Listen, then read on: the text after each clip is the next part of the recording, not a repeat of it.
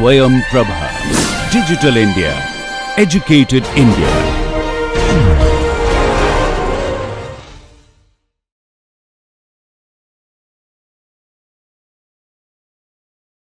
Notice that this F1 that I have written, this is just 1 upon H. And since H at Z0 is not 0, F is defined. F1 is defined. F1 at Z0 is defined because F1 at Z0 is 1 upon H of Z0. H of Z0 is not equal to 0, so 1 upon H of Z0 is defined. Yeah, so you can, so basically when it has so the moral of the story here is, so again, I want to contrast this with calculus of real variable. Notice what is happening.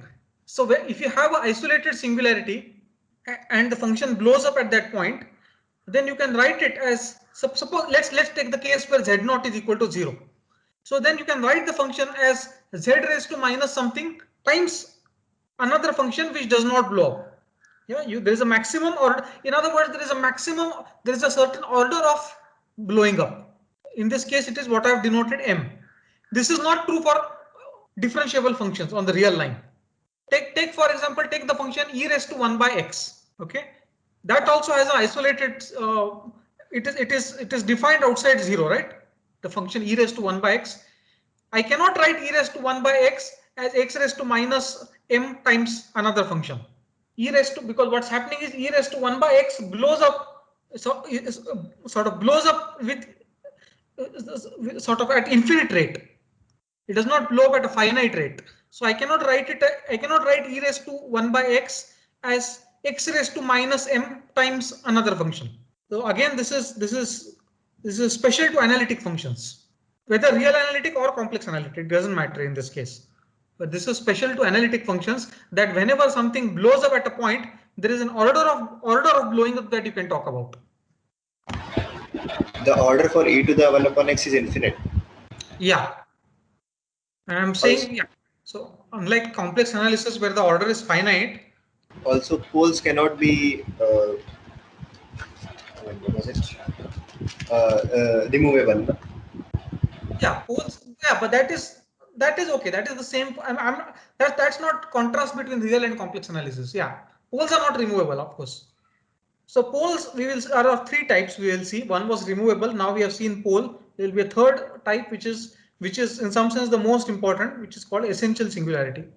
Okay. So I suppose this was clear. So this is when m is equal to 1, you call it simple pole.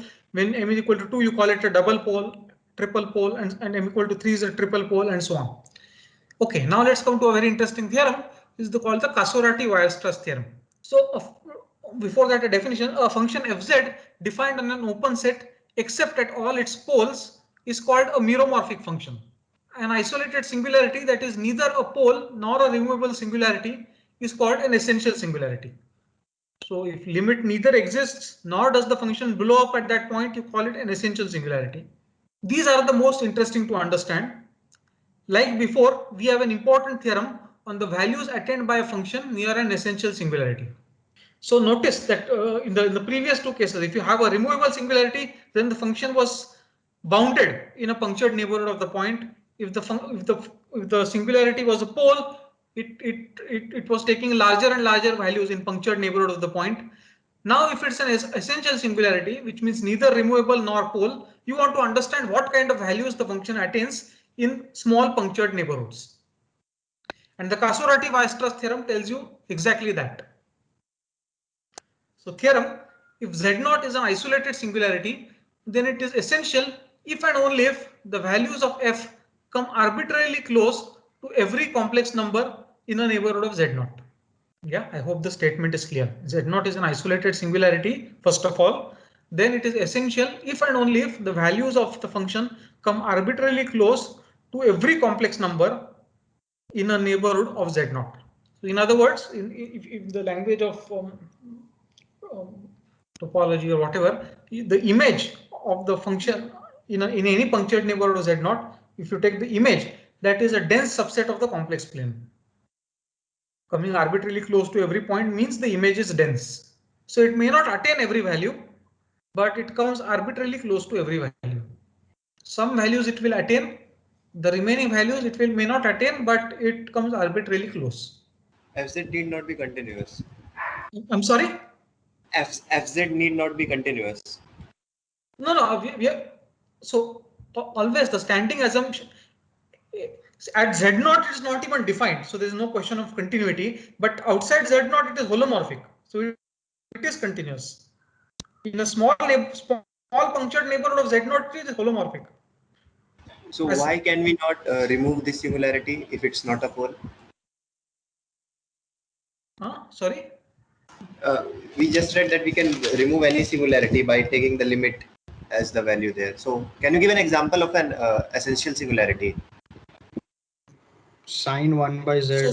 So most functions actually have essential singularity. So the earlier example, so I'll come to examples later, but the example that I mentioned earlier, 1 upon sine 1 by z, or even sine 1 by z. I don't have to take 1 upon. I can take sine 1 by z simply. That has a, oh sorry, not sine 1. Yeah, sine 1 by z. Yeah, sine 1 by z has a, first of all, sine 1 by z has an isolated singularity at 0, and we will see that it is not. We will see that it's an essential singularity. So this is where the function is neither blowing up at 0 nor is it approaching a limit. So do you say it can attain every complex number? Doesn't it also mean that it is unbounded? So if it is, once again say it. So since it can attain any, it can come arbitrarily close to any complex number. No, what? No. The function comes arbitrarily close to every complex number in a neighborhood of Z0 is what I'm saying. So at different points, it is near different values. I'm sorry, are the complex numbers close to Z0 or is the... Okay, no. The values taken by the function, the values of f come arbitrarily close. Okay. So the if part is obvious. So if it is an isolated singularity, I'm sorry. So what? Yeah. So the I suppose you will agree that one direction is obvious. In mathematics, this is very typical. Whenever you have an if and only if statement that is made, one direction will usually be easier than the other direction. This is typical in mathematics. It's not always the case, but very often. So here also, there is a certain if and only if statement. So one direction is going to be easy. So if the function comes arbitrarily close to every complex number in a neighborhood of Z0, then obviously it can neither be removable nor can it be a pole. So it has to be an isolated. So it has to be an essential singularity. Yeah. So that part is obvious. So let's prove the other part. Suppose the function has an essential singularity. So I want to show that so the values come arbitrarily close in any neighborhood of Z0 is what I want to now prove. So if we take any complex number A, let A be any complex number. So proof is by contradiction. Suppose f does not attain values arbitrarily close to A. Then what will happen? Then 1 upon fz minus A will be bounded above. Agreed? Forget the z minus z0 for a moment. Just look at 1 upon fz minus A. That will be bounded above, right? Because fz is not arbitrarily close to A. So fz minus A is not very close to 0. So 1 upon fz minus A will have some upper bound in magnitude. So limit of z minus z0 times 1 upon fz minus A will be equal to 0 as z tends to z0. Because you have one thing which goes to 0 times another thing which is bounded above, the product will always go to 0. So you have limit of z minus z0 times 1 upon fz minus A is equal to 0. And hence by Riemann's theorem, it has a removable singularity at 0. So let's go to Riemann's theorem again. So in Riemann's theorem, look at the third line. Limit of z minus z0 times fz is equal to 0. Using that, we concluded the proof. That is all that we needed. Limit of z minus z0 times fz is equal to 0. Then it has a removable singularity. So same thing is happening here. I have limit of z minus z0 times 1 upon fz minus A. This limit as z tends to z0 is equal to 0. Hence by Riemann's theorem, it has a removable singularity. Hence by Riemann's theorem, 1 upon fz minus A has a removable singularity at z0. Everybody agrees with me so far? Sir, I didn't get the last part. If 1 upon fz minus A has a removable singularity, yeah, we are supposed to prove that f has a removable singularity, right? No. No, finally we have to prove that f has an essential singularity. I'm not saying we have completed the proof. I'm just stopping here for the and pausing for a moment, whether this much is clear. We have to finally prove f has an essential singularity. I have, using Riemann's theorem, I have concluded 1 upon fz minus a has a removable singularity. I still want to conclude that f has essential singularity. A is what? Z naught. No, A is not Z naught. The proof was by contradiction. A was any complex number. And suppose the value, I'm saying the proof, suppose f does not attain values arbitrarily close to A. A is in the codomain. Z naught is in the domain. The theorem states that it is essential if and only if the values of f come arbitrarily close to every complex number in the neighborhood of Z naught. Yeah. So this Z naught is in the domain and f is in the codomain. A is also in the codomain. Okay, fine. So hence by Riemann's theorem, this has a removable singularity at Z naught. So far this is all we have proved. 1 upon fz minus a has a removable singularity at Z naught. Now there are two possibilities. This removable singularity can be removed by putting the value 0 or by putting a non-zero value. So depending on whether the singularity can be removed by assigning the value to be 0 or a non-zero value, fz will have a pole or a removable singularity at Z naught respectively. So the word respectively is perhaps missing. So if I can remove the singularity by assigning the value 0, then what happens? That means 1 upon fz minus a is tending to 0 as z tends to Z naught. That means fz minus a is blowing up as z tends to Z naught, which means fz is blowing up as z tends to Z naught. And that means fz has a pole at Z naught. That's a contradiction. The second case, suppose 1 upon fz minus a has a removable singularity and I can remove it by assigning a non-zero value. Then 1 upon fz minus a is equal to a non-zero value. So fz minus a is also a non-zero value at that. So that means it has a removable singularity at Z naught. In either case, we get a contradiction because we started with the essential singularity. Let me clarify. We have already proved that if it comes arbitrarily close to every complex number, then it has an essential singularity. We are proving that if it has an essential singularity, then it comes arbitrarily close to every value a, and that I am proving by contradiction. Is it clear? So let me explain the last part again. So we had concluded in the last line that, so suppose it has an essential singularity at Z naught, then we proved in the last line that 1 upon fz minus a has a removable singularity at Z naught. We have proved this much. Now I want to get a contradiction. So depending on whether the singularity can be removed, now if it is removable singularity, then at Z naught I can remove the singularity by assigning some value at Z naught. Now there are two possibilities. If I assign a certain value at Z naught, this 1 upon fz minus a will, so if I assign a certain value at z equal to Z naught, then this fz minus a can either, I'm sorry, let me say it again. If I can remove the singularity by putting some value at z equal to Z naught, there are two possibilities. Either 1 upon fz minus a takes the value 0 or it takes a non-zero value. Let's try to get a contradiction in either case. Suppose 1 upon fz minus a assigns at the singularity can be removed by assigning the value 0.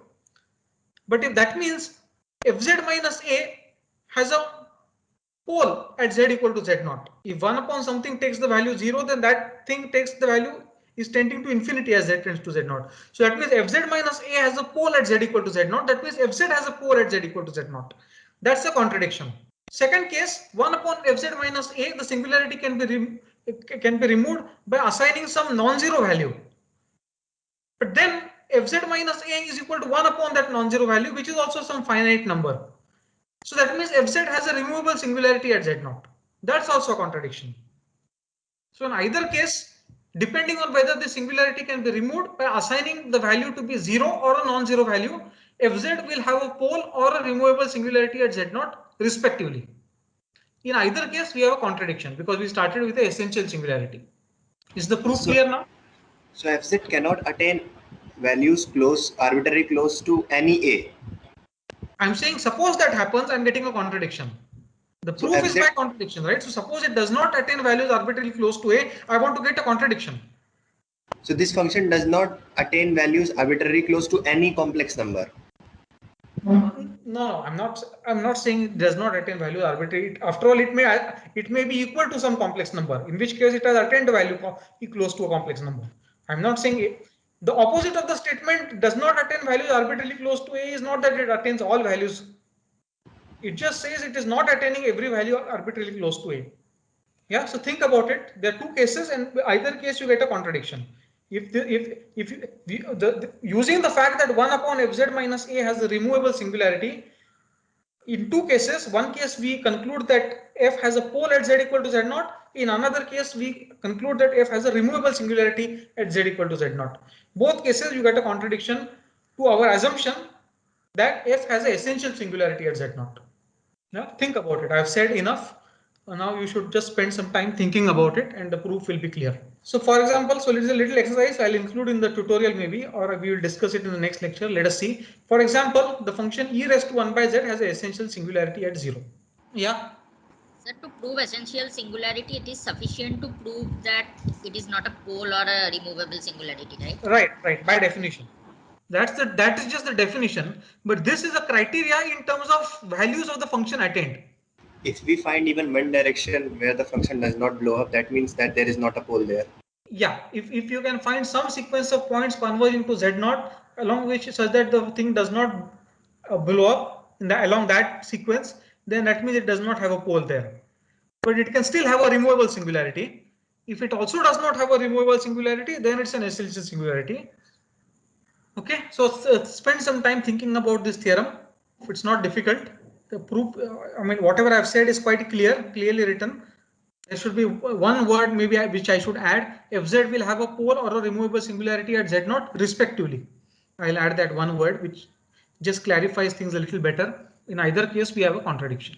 So I just end by, so there's a little quote by, a good mathematical joke is better in better mathematics than a dozen mediocre papers. This is a quote by famous English mathematician Littlewood. Littlewood, maybe perhaps some of you would know, was a very good close collaborator of G.H. Hardy, to whom Ramanujan visited in Cambridge. And Littlewood and Hardy wrote many papers, and then Littlewood, Hardy and Ramanujan together wrote many papers. So this is a quote by Littlewood, that he was a very strong mathematician and close friend of G.H. Hardy. A good mathematical joke is better in better mathematics than a dozen mediocre papers. So I've included one joke from complex analysis. So there was a transatlantic flight and the pilot and the co-pilot dropped dead. And a desperate flight attendant asked if anyone knew how to fly a plane. And an old Polish man said, well, I used to fly planes in World War II, but nothing like this. So when he was brought into the cockpit, his jaw dropped. Why there are so many buttons, levers and fancy dials? What's wrong? The flight attendant asked. So he says, I'm just a simple pole in a complex plane. So the simple pole in a complex plane, there is a double pun here. A pole is being used in the sense of Polish person, and the complex plane is well, again it's a pun. Complex plane in complex analysis and complex plane in the sense of complex aeroplane. So I'm just a simple pole in a complex plane. So this is a perhaps somewhat well-known joke. Let me end by, okay, this joke is not related to complex analysis, but it's another Polish joke which I like. So Polish immigrant goes to the DMV to apply for a driver's license. So first of all, they asked him to take an eyesight test, and the optician shows him a card with the letters CZWIXNOSTACZ. And can you read this? The optician says. So read it. The Polish guy replies, I know the guy. So Polish people have this complicated name, weird sounding names. So it's a bit of an exaggeration that Polish names can be this weird. So this is not a mathematical joke, but I just included it since the previous joke was about a pole. I was reminded of this joke. So I will stop the recording.